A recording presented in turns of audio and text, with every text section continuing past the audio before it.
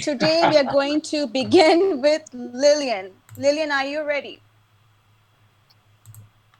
Yes. Now you can hear me? Yes, I can hear you loud and clear. Yes. Well, it's a very cold and drizzly and gray day here in Boston. And so I wrote this poem because of that. Okay? It is called Okay, it is sounds called good. Blossom Me. Sunny daffodils, wave your ruffled heads. Delicate cherry blossoms loosed by spring breeze, softly, silently, rain pink petals upon all below. Candy cane red and white tulips stand tall beside double layered pinks and yellows. Soon, bleeding hearts will dangle gently over sweetly petite lilies of the valley, and lanes will burst forth with lilac blooms, myriad shades of purple perfuming the air. Bedazzle me, Mother Nature.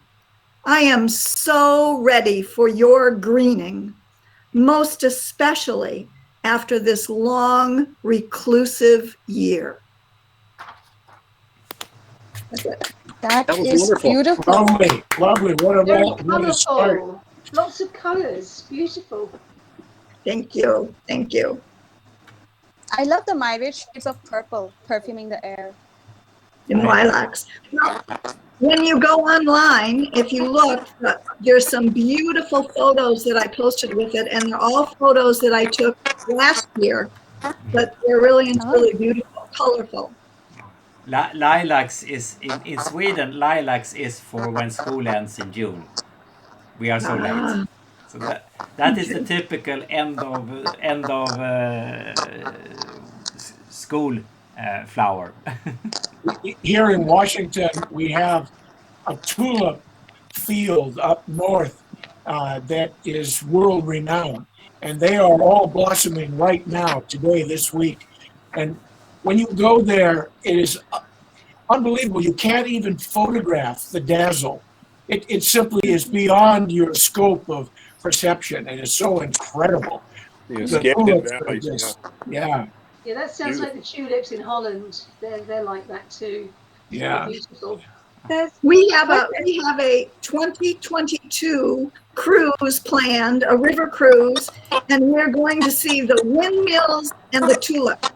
I'm so excited. Oh, yeah. Oh, wonderful.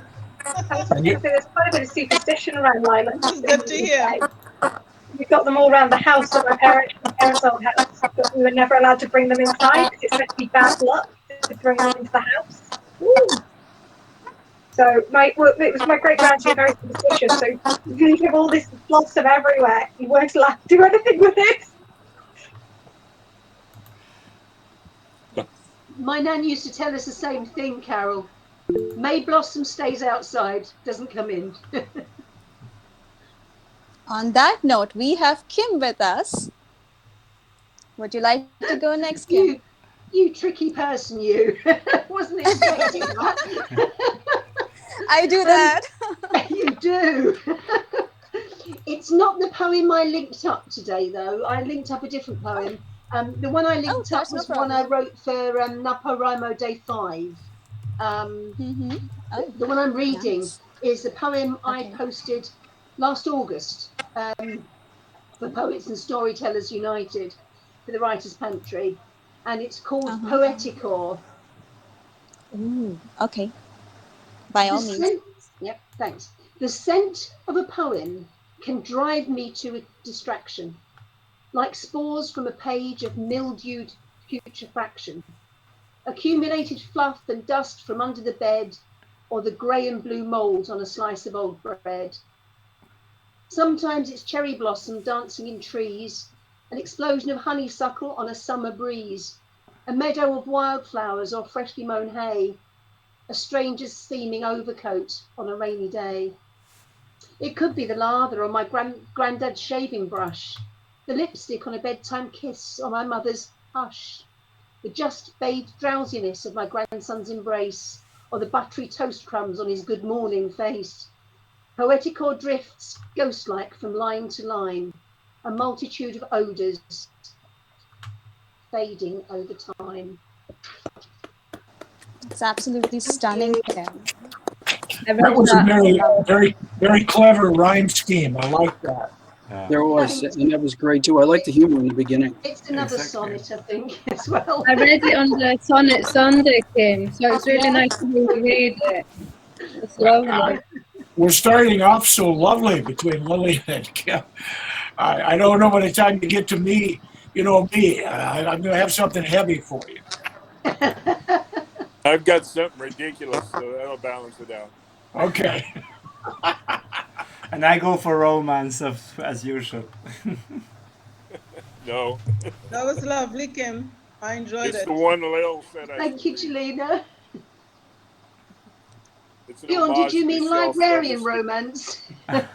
Not librarian Kim, romance. No, no, Kim, no.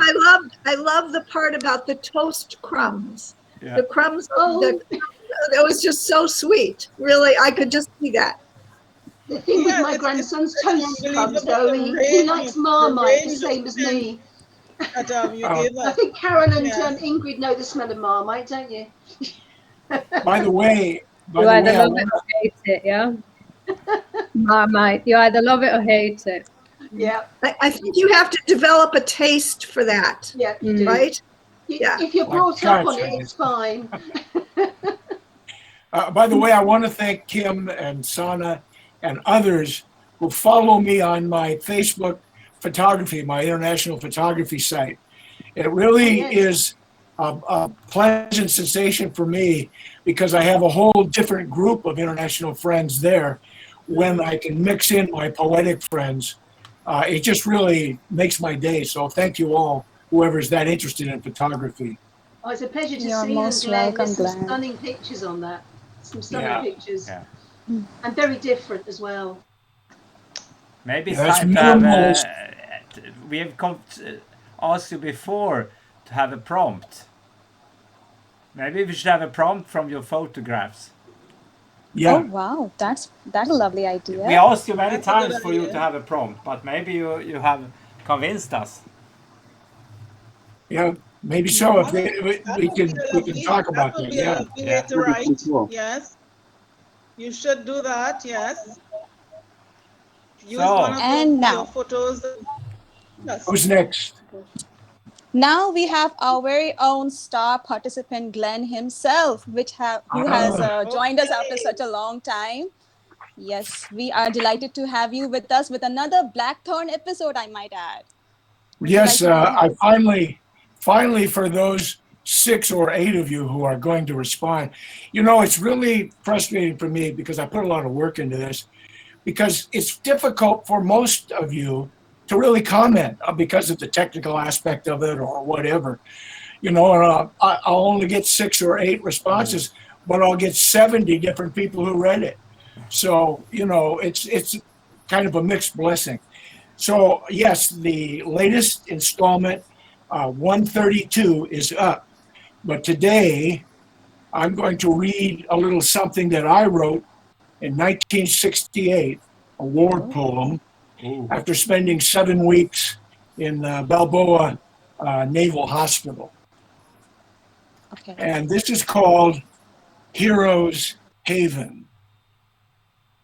By the busload, they rolled into Balboa, wounded, disemboweled, their asses shot off, carried roughly on taut khaki stretchers, weary eyes that wore a planet's pain, their heads shaved, their underwear stenciled, their blood spilling in little puddles in quiet green hallways.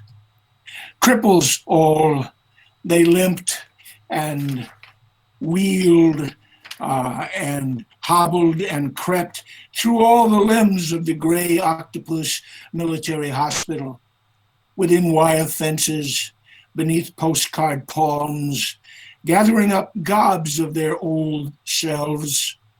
Metal and plastic and airplane glue became tendons. Canes and crutches were new legs.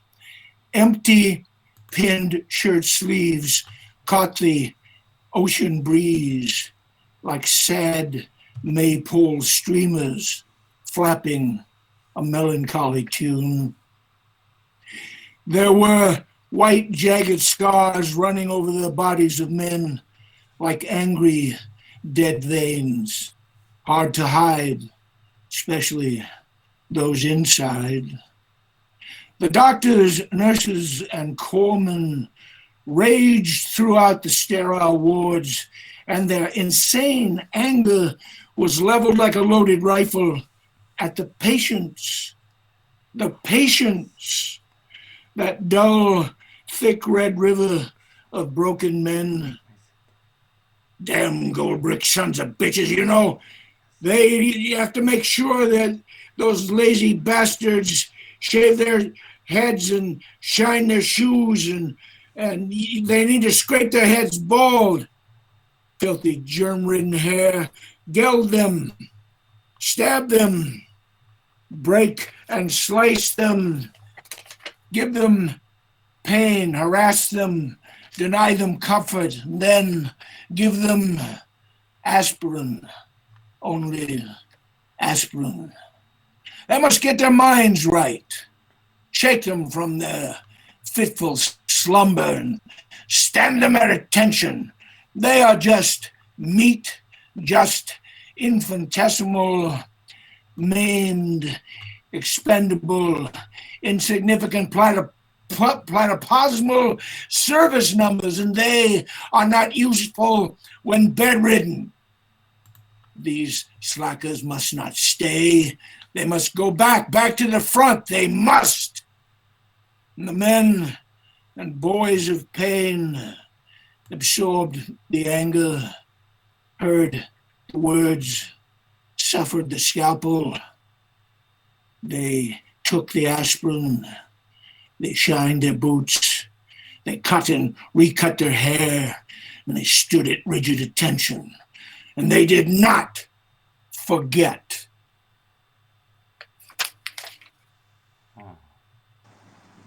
Wow, My that was goodness, so that was one heartfelt. powerful poem. Yes. It was somber and melancholy. Yes. That was uplifting. Yeah. Yeah. Yeah. That was deeply Well, felt. that's where my mind was in 1968. That Mine one was- line, Well, Yes. the that blood one in line the about the green winds of the corridor and hospital the was cleave in the perfect. breeze was just, It- oh, and then it all just sort of vitriol started coming up. It was incredible. Yeah. Really. Wow. That's sad. What That people was were. amazing, Glenn. That was truly, truly an incredible piece of writing. Yeah. And Really. reading. Agree. Wow. Well, Bjorn has got us interested in war poems again, and I have a bunch. Did it make Yeah, you you- feel any better after you wrote it? Oh, absolutely. Yeah. I spent 7 weeks there, and this was very cathartic to write it. I can well imagine, Get it all I out. imagine. Mm. writing it all out, yes. Wow. Yeah. Beyond. As you might imagine, I had a little trouble being in the service, taking orders from people that I considered idiots. I done my And, military service. I recognize that. We always used to say if our officers weren't in the Navy, they'd be in the circus. My grandfather had to do national service here in the UK, and I always remember a story he told us about. He was in Egypt, and he was meant to be going to pick up an officer because he was a driver, but his friend was like shipping home the next day. So instead, they went swimming. And when the officer tracked him down to say, "Why were you not there to pick me up?" my grandfather apparently just responded with, "Well, I thought you could drive yourself." I was expecting a night in itself. It didn't go down well. But I feel he had very much a similar attitude about taking orders. And that's kind of ironic because one of the things I did in the Navy, I was a captain's driver at Naval Station Miramar for a few months until I screwed up and got fired. Beyond, would you like to go next? Yeah, sure, I can do that. So let me. Yes. So this poem is actually a slight rewrite A few of you might have done it. I linked it up to Toads, probably a year or two, and the prompt was about writing about scent and perfume and so on. So I think it's the second one or third one is about scent today. So this one is a sonnet. I kind of liked sonnet a while. It's been a while since I wrote them, so now I'm more into rewriting those that I've written. So this is how it goes. You're the scent of moss rose, amber dew, a starlit sky, the daisy meadow late in June. You're the sense of thunder, the wind that blew, a bashful breeze of lavender across dunes, and waves that siren me to lull me moored. You are perfume of promises and lies, of dirty linens and my sickness cured. On land of living and for the birds who died. Perfume of you is carmine and beige, a concoction cooked for my seduction, a cauldron coddling essence night and day. You both creation and my dark destruction. I'm tethered to temptation, to the fragrance of your presence, to your waltz and cadence. You knocked my socks out of that. Excellent Oh my sonnet. goodness. Yeah. A concoction cooked for my seduction is brilliant. At the beginning, yeah, like the scents were really clear in the first very opening. It was beautiful. Thank you. I envy those of you I who. like the thunder and the breeze images. I envy I envy those who enjoy writing sonnets. I still find it kind of artificial. I do it. Sometimes I enjoy it, but It's I just like, can't get the same love. You know, it's a little bit like doing jigsaw puzzles, and that's what I like. I like them. You lay out the word and you do them and you work around them. So yes, I do like it. But I've kind of got bored with rhymes, I have to admit. I prefer other ways. It's how you need to find a way to make it not sound too. Supporting mood in the sonnets. Yeah, I really enjoy it. Ingrid. Hi. Oh no, it should be Benji first. Sorry, I probably didn't explain that right. It should be Benji's poem that's linked first. Otherwise, I'll be in trouble. Oh, it's no problem. Yeah, the Benji is the link first. Yes. Benji's linked first because I called us both Benji. That was the problem. Okay, Benji. Let me just. He can take the hot seat now. One moment. Aha, nice. I'm Our youngest member. Earlier. You're going to say a little bit about the poem before you start what it's about? Yeah. A little bit, yeah? Okay, right. I'll let him take over now. Well, this poem is about Blackpool Pleasant Beach, Cloggy's ghost. He was a ride operator. And yeah. So I'll start reading now. Once upon a time in Blackpool town, there was a man who worked on the ghost train. They say that Cloggy's ghost still wanders around. He took the lever and pushed it down. The ghost train sprung to life and in sun and rain. Once upon a time in Blackpool town, sometimes he wore a smile, sometimes a frown. The riders cried and cried as if in pain. They say that Cloggy's ghost still wanders round.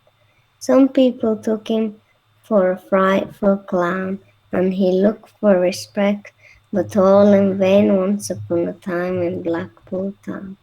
His hair was black, his eyes were darkest brown, his face so ugly he could not be vain. They say that Cloggy's ghost still wanders around. And then now I step aboard, the lever's down, but no hand holds the lever in the rain. They say that Cloggy's ghost still wanders around like once upon a time in Blackpool town. Wow. Thank you. That was lovely, That was great, Benji. Benji. I love a good ghost story. What a Yeah. treat. That was a villanelle. If you read it, you will see the link. Yeah, I recognise that. Incredible. Lovely, Yeah. lovely, lovely, lovely. He's been looking forward to reading. Well done to him for getting up and reading as well, because it's Yeah. not easy, especially when he's so young. He loves it, yeah. And- He's he might have to read my poem next time as And- well, because I get tired this time of night. And it was a villanelle as well. Yeah, he's done very well. Yeah. Yeah, well done, Benji. Thank you. And would you like to go next, Ingrid? Oh, go on then. I will, and then we're done for the night. Thank you.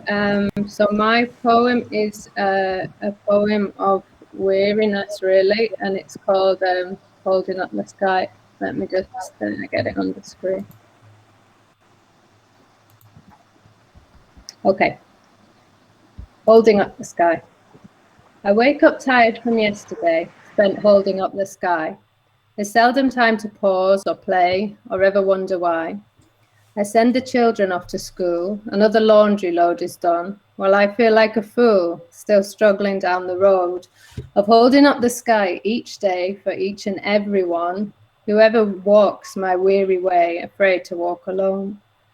And is that why I carry on, still holding up the sky? Although my work is never done, perhaps until I die, I only have myself to blame when all is said and done. It's put up or it's shut up until I put my foot down. I feel I've really said enough, so please don't ask me why. It seems some people's lot in life is holding up the sky. My aching heart. That's so important. Yeah, I'm feeling it a bit today, actually. It's one of those days when you're just really tired out. So, yeah, a good one for today for me. I like the You're phrase also of working on holding an up the sky. anthology. I am indeed. But that's not holding up the sky. That's fun. I mean, trying to save the world. That's a different matter. So, yeah, that's what I do for fun when I'm not doing laundry. So, I like that. I I think hear you're sometimes, working on. Sorry, say. I was just going to say, I think sometimes a mother feels like they're running in so many directions that that's exactly what they're trying to do is to hold up the sky. For everybody, You know? yeah, and it's not, it's not because of the kids. It's just everything, No. You're trying to do so many different things and so many different roles. I was talking to somebody else about it today. You really feel like you're holding up the sky. Yeah, there's that way, yeah. a working mother is a phenomenon as far as It's I'm a concerned. juggling act, definitely. I mean, You're also you're also working on an anthology. Would you like to share about that with us? I am, yes. I'm working on a book called the Anthropocene Hymnal. Some of you may be Right for Earth Wheel, another forum, and I'm taking inspiration from that. And we're writing poems about the climate crisis and biodiversity loss. So I'm going to be selling that book to raise money for WWF. So I keep putting updates on my blog. It's not ready for publication yet, but I'm having a good time reviewing all the submissions and putting that together. So yeah, that's what's going on in my writing life at the moment. Thank you, Sana. That's cool. You're welcome. a perfect example, Ingrid, of what your poem's message is. My sweet wife, over this last year, because I've been having a lot of medical problems, has really had the stress of being a caretaker. Yeah. And some of you know that when your spouse is your caretaker, as well as anybody who medically or whatever is also assisting, that's a lot of stress. And she has been very, very stressed because I've been having a hard time the last couple of months. Well, yesterday, we had to send her to the hospital because she had a mild heart attack. Oh, She shit. thought it was indigestion because women's symptoms are different Stomach. than men. Yeah. Okay. It I'm turns so sorry out to hear that Glenn. it looks like she's doing fine, but it lets you realize that stress on women cannot just be taken for granted. It's apparently really common that my grandfather had the same thing. He thought he'd got really bad heartburn, and my gran, who was a nurse, came around the corner and said, "Are you okay?" He's like, "Yeah, I've just got really bad heartburn." He was leaning over again. She went, "No, you're having a heart attack," because you have. Apparently, it's really common when people have a cardiac event, they'll have like a mini one beforehand, and they'll write it off as heartburn and not realize they've had a cardiac event, and then they have the bigger one afterwards, which tends to do a lot more damage. Women, So Take the smaller one keep an eye serious. on it. Just be cautious. Yeah. women can also have something called Takotsubo.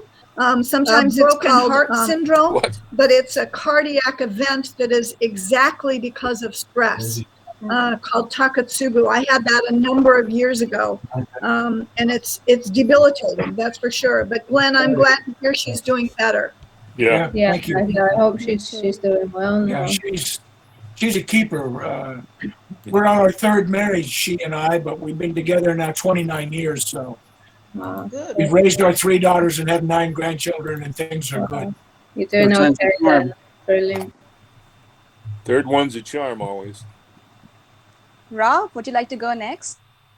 Oh, sure. Yeah. Lillian made me do this. She did her prompt that sort of headed us in the direction of Shel Silverstein, and I wrote the very, very first draft of this in 1999, shortly after Shel passed away. And it laid around for a while and didn't do anything. And then in 2010, I was with a group called Magpie Tales, Tess Kincaid. Yeah. So I pulled it out and I finished it up. Then I put it away again. But the recent focus that Lil made on Shel Silverstein, I pulled out again. And this is kind of the finished version. It's called So Blue. From down there, it's coming from down there. That's where? Down there? Yes, sis, I swear. That horrible smell that's filling the air, the one that's most certainly impossible to bear, it's coming from that woman with the massive blue hair sitting alone on that patio chair on the deck of the house that's below us, right there. What a putrid aroma. You'd think that she'd care, that there's simply some things that no one should share, like the stink that is rising from that patio chair on the deck of the house that's below us down there. The smell is outrageous. It's totally crass. Look, it knocked our poor Rover right on his ass. And the hideous color of that mountain of hair. I can't help it. I can't help but stare. It's tangled and terrible, and it's disgusting too. An eye-blinding, nightmarish shade of bright blue. And it's causing a feeling of nausea too. I must look away. My head's starting to whirl, and I feel my toes are beginning to curl. I fear over the edge here I'm going to hurl. And I don't want to do that in front of a girl. Maybe I'm wrong, but I would assume if one's going to bathe in a noxious perfume, they'd at least have good manners and exhibit some pride and know that to foul the ozone. Instead, just stay inside and not be the cause of such a mind-numbing fume. Keep the eco disaster contained to one room. And if you're chromatically challenged, my friend, consider the others that you might offend. A monumentally grotesque rat's nest of blue hair? That's something I don't think I want to care. Look, sis, look quickly down there. That woman is getting up out of her chair. Oh, joy for joy, that's all I can say. Thank our lucky stars, she's going away. And I hope she will stay for the rest of the day. Away, or as long as the wind keeps blowing this way. Bravo. Oh, Oh, that's bravo. fantastic. I enjoyed this one so much. Shel Silverstein would be so proud of you. Yeah. Shel Silverstein would be so I proud. love Shel. That was so funny. That was really funny. It was good to laugh. Yeah. I love Shel Silverstein. Not only is he funny, but if you really get to know his poems and his songs, there's always some sort of social conscious built into it. So he's a very, very bright man, and sadly, he's gone. I wrote on the comment section later on that I actually, when I was pretty young, actually, I had a friend who had the had some records from a band called Dr. Hook. Oh yeah, and you might, if you look at their early records, every song was written by Shell. He was almost a member of that band. He wrote some beautiful songs, funny and neat songs for them. Yeah, he was prolific in supporting And Dr. I have to say that those songs were probably more for an adult audience than because very much so, I would say. This was much more PG than Shell would have written it, but I was considering back in those days I was not comfortable being too blue. To the halfway point, Rob, I thought she had farted. That might have been as bad. Yeah. Then it came to me what you were writing about. It was really interesting with that prompt for Prosody with Shel Silverstein, because a lot of people weren't familiar with him, and a lot of people wrote that they then Googled and read more of his poems and wanted to get his books. So it turned out really well. And I have to tell you, not one single person wrote a poem for Prosody, which I thought was fantastic. You did put a very bold warning on the post there. Do you know which song is his most famous? I think. Which one? The Ballad of Unicorn, Lucy Jordan. Oh. Sorry. You remember when Marianne Faithfull sang that? Maybe I did at least. Oh, yes. Some of us have learned the hard way that when Lillian hosts, you pay attention to what she tells you on the program.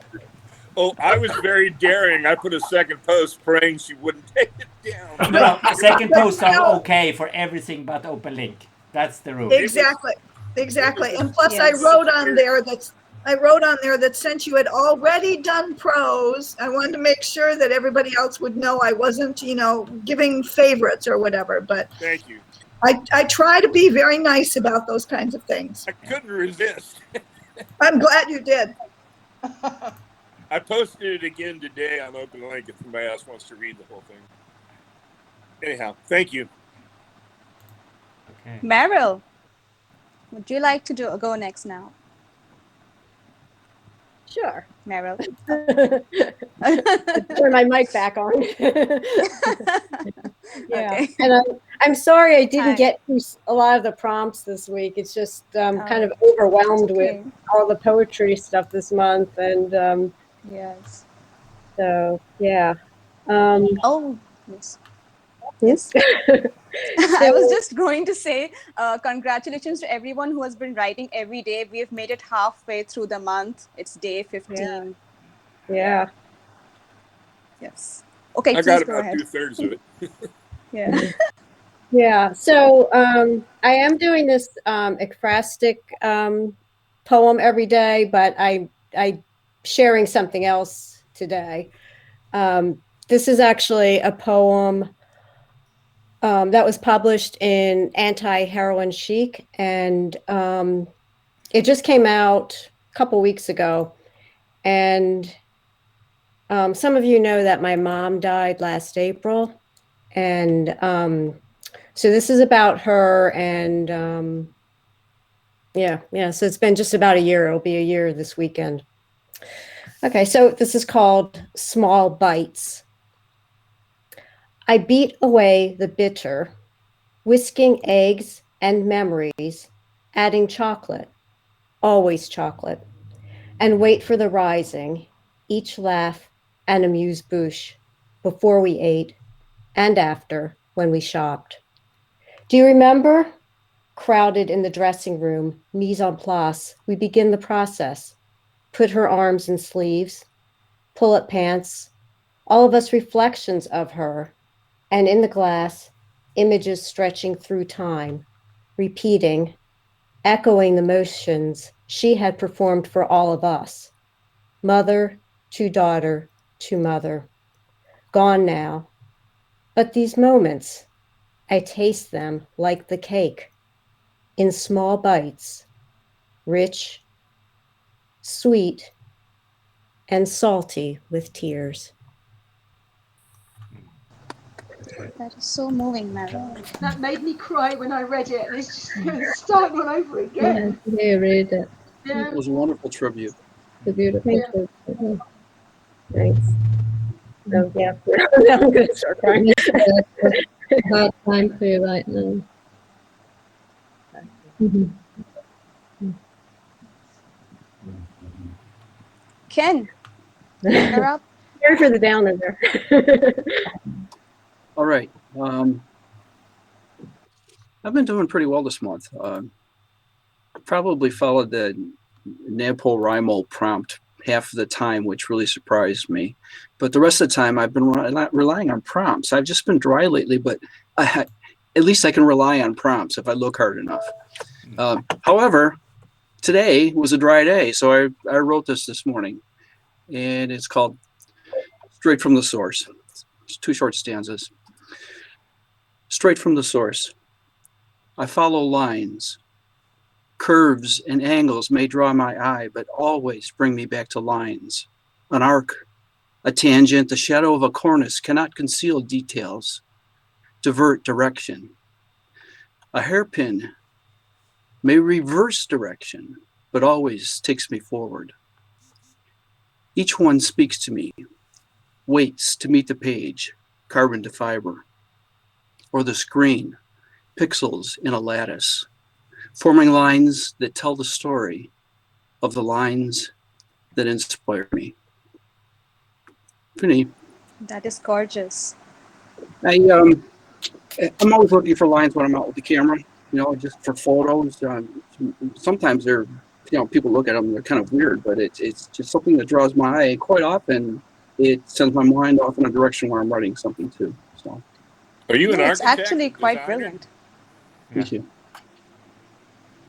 I Ken, love are the you an hairpin architect? may reverse direction. It's really brilliant. Thank you. Those of us who dabble in photography, it's very strange, but everything you look at, you're composing geometrically in a sense. It doesn't matter what you're photographing. And some people have that eye and some don't. They just kind of take snapshots.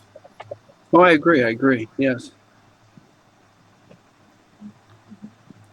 Ken, I'd love to have Elena. you visit my photography Oh, Facebook page yes. someday. It's You called must. South Sound Minimalist Photography. And it has amazing photos. Like, seriously, you have to check it out. Tell me the title again. South Sound South Sound. Minimalist Photos Okay, good. on Facebook. I will put the Yes. link to the chat. Okay. I will put I'd the love link. to get your input. I'm gonna have to look for it too. Ken, how are you feeling? Much better. It's been maybe a month or 6 weeks since I had my iron transfusion or infusion, and I'm no longer winded doing things. I can do a half an hour on the elliptical when I had to get off after 5 minutes, or the rowing machine I had to get off after 10, and I'm doing much better. Now it's great. just muscle ache from being out of exercise for so long, so getting back That's into it. great. That's great. But thank you for asking. Very good.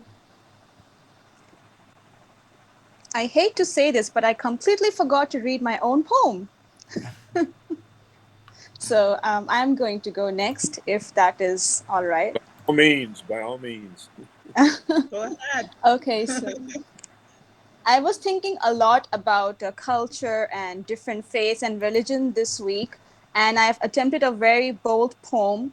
And apologies in advance if it hurts anyone's sentiments. I've tried my best to remain neutral. It is just an experiment, a theory of sorts. The poem is called Either a Panacea or a Pandora's Box. And it goes something like this.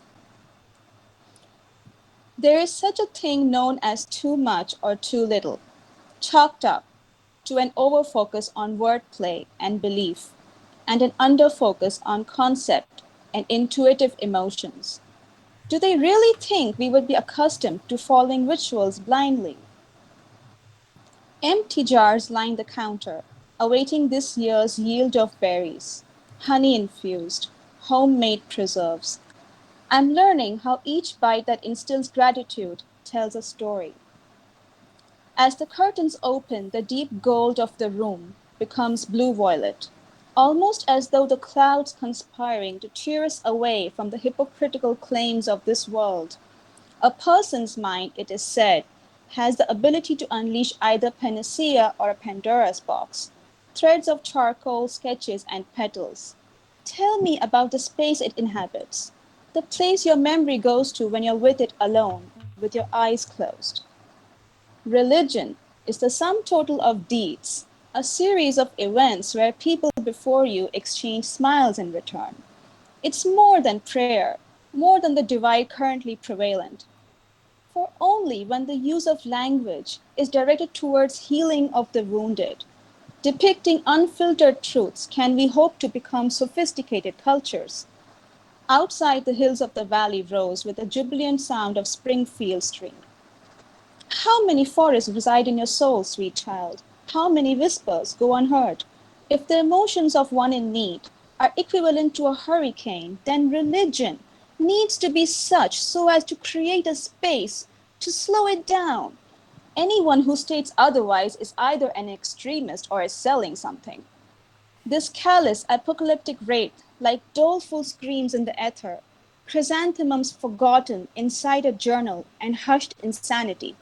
It is tragedy after tragedy after tragedy. Come sit with me under the trees. That's how they think they can accomplish their agenda. With a smokescreen. I'm sorry, do they really think we wouldn't use our minds accordingly?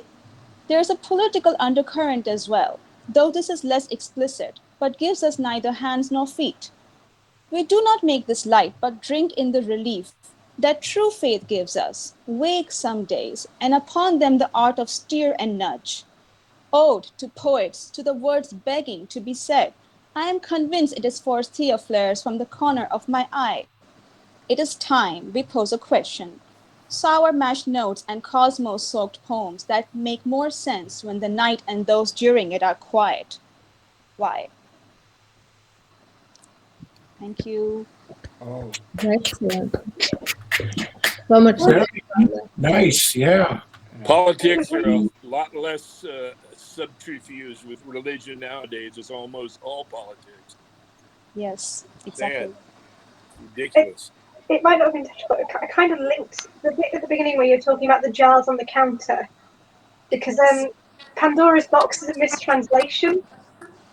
The original Greek got mistranslated, so it's not box, it's jar. So the actual link's meant to be Pandora's jar, like one of those big double-handled ones, which gives a completely different idea of a box which you lift the lid on, as opposed to one of those enormous jars that could quite easily be knocked over and smashed. Good point. Yeah, it was like an interesting link between the title and the jars of the fruit on the side. Yeah, we're Elena. having a problem here in America where the evangelicals represent 28% of the population, and they are anti-vaccine. And if they don't get a vaccine, we're not going to get herd immunity. No. So it's really a problem. You will Friggin' get it idiots. eventually, because Idiots. sooner or later you will all had it, correct? There are two No. ways of getting immunity, having it or getting a vaccine. That's true. Yeah. Problem is, when they have it, they give it to others. So, I mean, it's the most selfish, ridiculous thing I've No, heard but of. if everybody else has a vaccine, then it's no problem. Right. I think that it's a little bit dangerous to say evangelicals as a huge group, Yeah. because my sister-in-law, who just died last week, Star, some of you read some of the poetry, she would have called herself an evangelical. She is of that faith, but she got a vaccine. Her whole family got a vaccine. She was not for Trump. Her pastor stood up against Trump. So it's a lot of different people, I think, who are anti-vax. Yeah, you're right, Lillian. And it's just that the media right Yes. now is labeling all evangelicals because Yes. they were the ones who thought that Trump was the second coming. Yeah. But some, sorry, I'm emotional because of my sister-in-law. Sorry. Sorry about that. Some of them. I hate But to rightfully be so. general. Sounds like your sister-in-law was intelligent, and that's key. Yes. Carol, would you like to read? Sorry, I forgot I was on mute. That is the most common thing during COVID. You're muted. It's only a short one. It was I'm actually a day behind with the NaPoWriMo prompts. But I'm quite happy sitting a day behind and just sort of muddling my way through them. So this is actually yesterday's prompt, but I wrote it today, and the prompt was to write a poem which delves into the meaning of your first or last name. So I took my married name, which is Finch, rather than Forrester, and I wrote this really short one, which is called My Married Name. This name is an uncertain bird in my mouth, perched at the tip of my tongue when I reach for its fragile feathered body. So small in the hold of my hand, it cheeps, cheeps, cheeps, and I say Finch, Finch, Finch to the mirror above the sink. Check the windows are closed before loosening the grip I have on its wings, uncertain if I can make the sound stick. Thank you. I love it. Nice. It took a while to get used to a new name. I couldn't spell mine, when I first learned it. I found out I've got a different name. Yeah, it's also a thing of, because I still write under my maiden name. So I'll go to poetry events and I'll be like, "Hi, I'm Carol Finch." Wait, no, Forrester. And you spend like 2 minutes sounding like a complete and utter derp who doesn't know their own name. You try to introduce yourself to people. Carol, that would go with Romy's prompt over at Poets and Storytellers United. Theirs is bird is the word. That was fit in there too. Well, I think I've still got birds in the brain from Tuesday's prompt on animals and things like that. Yeah, that one as well. I've always thought that it was a problem that women are expected to take their husband's name.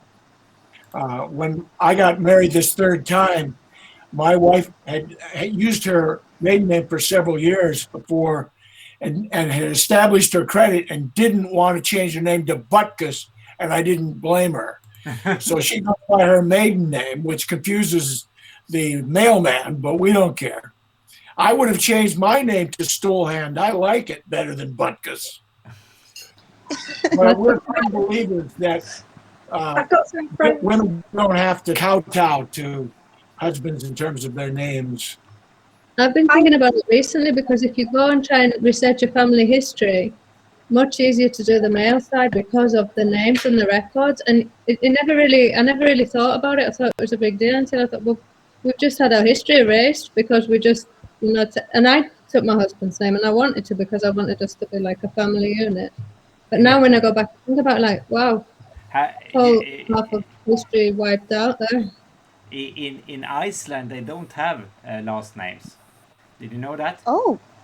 Is it the daughter or the son? Or Yeah. So you take your father's name, and then you add son, so son or daughter. So that Daughter. yeah. And the interesting thing is, if I understand correctly, the phone telephone catalog in Iceland goes by first name. Because it makes sense. Why should you go by last name? Then you would look for somebody's father. That doesn't make sense. That is just addition to differentiate. And it used to be the same in Sweden, actually. So that's why we have all these Larsson, Andersson, Svensson, etc. So it used to be. We had that in England as well. You guys only have son in England rather than. I don't think there's a daughter version, but a friend of mine, her husband tried to change his name to hers. They tried to do double-barreled, and they had such trouble with the legal documentation because he was there going, right, so I'm changing my name, and everyone who went to said the same thing, going, why? He's like, because I married her and she's my wife and I want to have her name. And they were all like, but that doesn't make any sense. Why didn't she just change her name? He's like, because I don't expect her to. I found out my birth name is totally different than my name. My birth name is Lawrence Yeah. Teak. So 74 years, I didn't know that. Yeah. It must be quite a revelation to find out after all that. Yeah, it's still kind of surreal. I have 7 siblings, 5 half siblings, and all these people are still alive. Lived in the city I lived in for 30 years. Never met them, never knew it. It's so weird. Anyhow, Yeah, you're aware that I Jelena. last year I found my father. I'm actually Pellegrini, not Butkus. Yeah, I remember reading that. And I've got a bunch of in-laws that, for 75 years, I was 20 years or 20 miles from them and never does your knew. birth certificate say Pellegrini? No, My because first my one, mother. says Lawrence Teak, not Rob Oh, Kissner. oh. I mean, I was born and certified as Lawrence Teak, not Rob Kissner. Wow. Yeah, it's weird. Anyhow, sorry. Okay. Okay, That's we have amazing. Jelena next. Okay, I'm unmuted. Okay, so I've been doing on my wall at Facebook a 30-day April poem. I'm cheating a little bit because I'm not responding to anybody's prompts or anything of the sort. And some of my poems are old poems that I've never posted before at Facebook, and I'm posting them there. And there are some new poems that I've posted as well. So that's my take on April. And the poem that I will read now is something that I did in response to a prompt on Wednesday. Yes, on Wednesday. And it's written in a form which I created in a group a long time ago. We were experimenting with new forms. Initially, it was short forms like haiku and those kinds of things. And out of that, we would have created something of our own. And what I created was called a fold, and it's 11 lines. And if you go to my blog Verses, you would see how the structure is done. So this poem I'm going to read today. Okay, striking chords. Striking chords, slice gray dawn. Night falls back with morning exposed. Pandemic day awakened, bows to a yawn. Prayer thoughts stain the swiping blade. Feathered Herods slice grey dawn. Time duly apportioned to historical eras.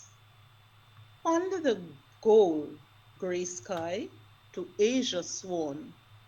For whistles and songs while your task. This is the dance of daybreak dawn by a master swordsman besting his game. Kiskadee and mockingbird slice the dawn. And this poem was written in response to a bird prompt. Yeah. So that's it, folks. That's lovely. Yeah. Jelena, would you like to link up the poem you just read on the open link at the site? Okay, I'll try. Yes. Because Jelena, it is essential to link as well. yeah. Jelena, Okay. we spent many winters, 5 winters, January, February, and March in Bermuda, and Bermuda has Kiskadees. And Bermuda doesn't like the Kiskadees because they've sort of taken over. But I found them fascinating. And your line about them breaking the dawn, the Kiskadee was the first bird that I would hear in the dawn. and they make the sound that goes kiskadee, Kiskadee. kiskadee. Yes. So it's wonderful to hear that in your poem. Wonderful. Yes. Yeah. Cool. Thank you. Okay, we have exactly 3 people left to read. We have Helene, Ron, and Alicia. Who would like to go first? Who is available? Please unmute. I can go if no one else is up for it Hi, right yes, now. please go ahead. Yeah. Hi, how are And you? she You is. look lovely. Thank you. Like Meryl, I'm doing this Expresstic challenge, so I'm going to start and see if I can actually show you the image that this is done written to. And this one gives me the shivers, so sit tight or something. Do you see it? No, Yeah, now I see it. No. cannot see it. Yeah, But I I see will it. head over to your. Yes, I see it. Where is it? Yeah, I can see it. Ooh. Oh Yeah. my. Strange That's fruit, not I one of think. Curfews, is it? That's No, gruesome. it's Yes, one we of can see it. Jane Cornwall's, Oh, it's awful. actually. Ah. Eh, Ooh. Ooh. So now let's see Gruesome. I'm if I dying can to stop see what you've sharing made of also. that one, Helen. Yeah, we shall see. For some reason, I got about thinking about the Nordic god Odin, who hung himself on a tree to gain more knowledge about the secret runes at the bottom of the world tree Yggdrasil. So I thought he took here's, his eye out. sorry? I thought he took his eye out to get more knowledge, no? Yeah, He did that that too. He too. did that first. He put one of his eyes in a well to see everything, but that wasn't enough. So this came afterwards. Sorry. And this poem is called 3 times 3 times 3. She was hung upon the tree 3 times 3 times 3. So her mother didn't have to her unwanted child see. So the other children could hurl spear insults with glee. So men could do as they pleased while she couldn't flee.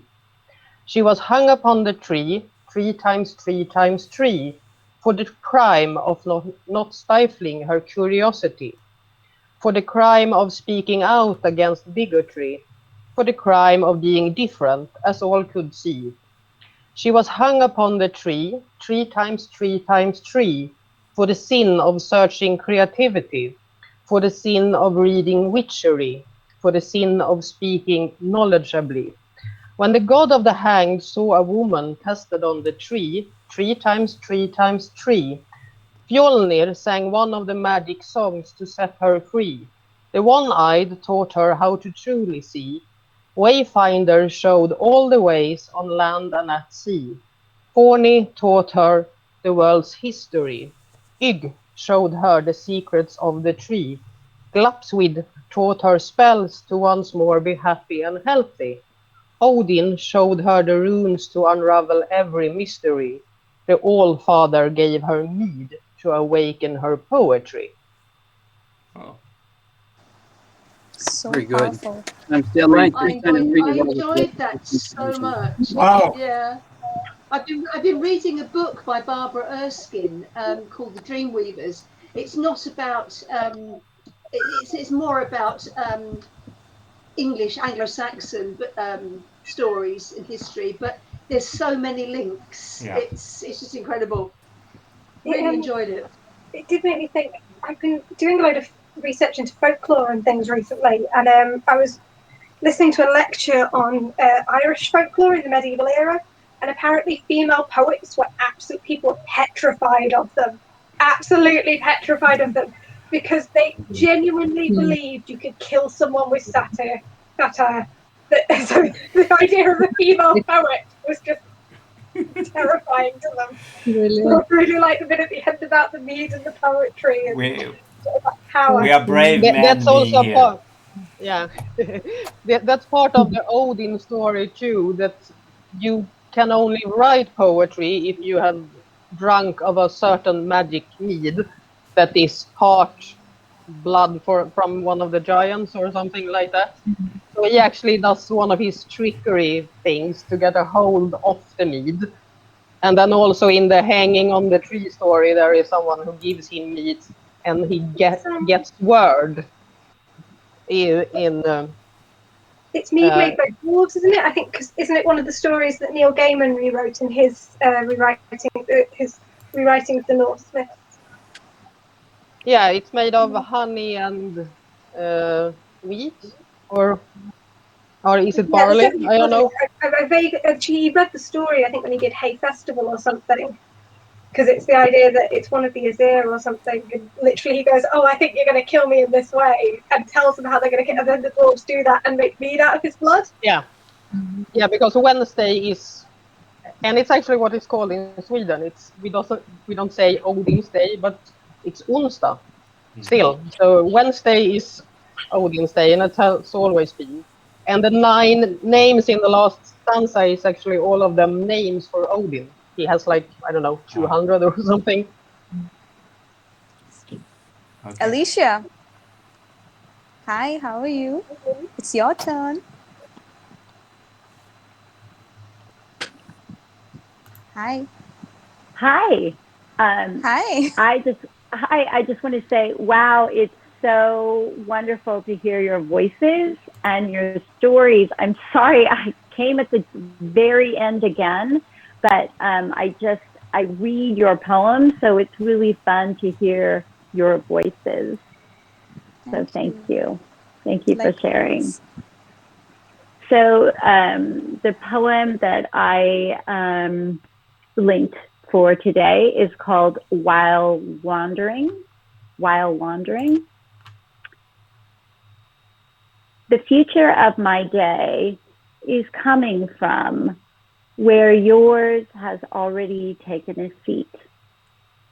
While I wake, you are closing the book to rest your head in a country covered by stars.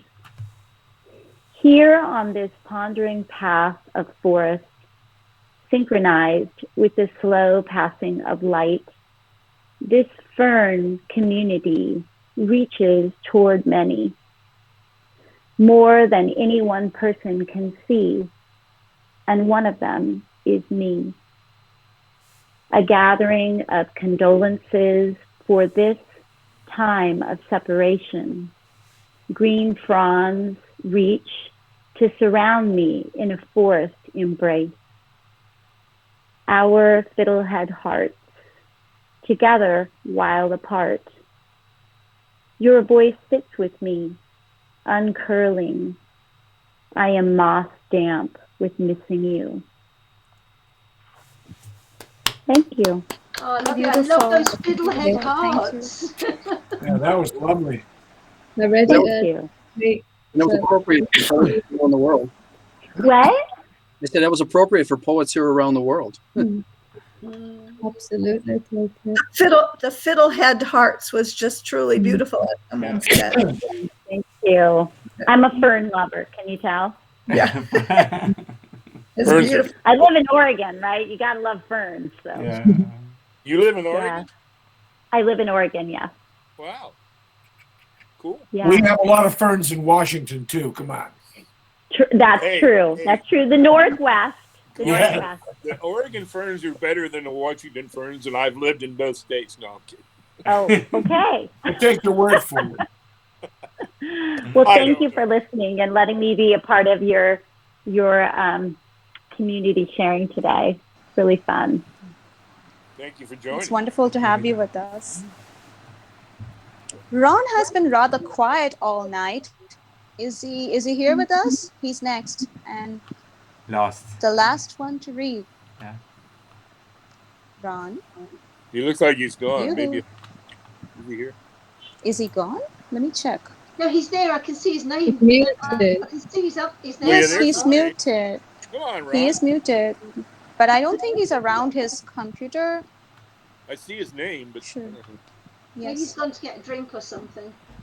It happens one time when he was here, and then all of a sudden he left because he got some visitors. So maybe that happened again. He's been very busy lately. Lots of poetry. We don't seem to have any trouble filling up an hour. No, No. we are. Oh, it's actually been an hour and 15 minutes Yeah. today. Yeah. Yeah. So Should we Beyond, should we wait for Ron then, or no, should I think we wrap it up? we wrap it up. So thank you Yeah. everyone, and thank you, Sana. Thank you, Excellent. everyone. Yeah, thank Yeah. you, Sana. Sana. Thank Thank you. Good Sana. you. seeing everybody. Thank Love you. Sana. Thank you. I Quite Thank you. loved lovely. all your poems. I forgot. What do I do here? Just turn it off.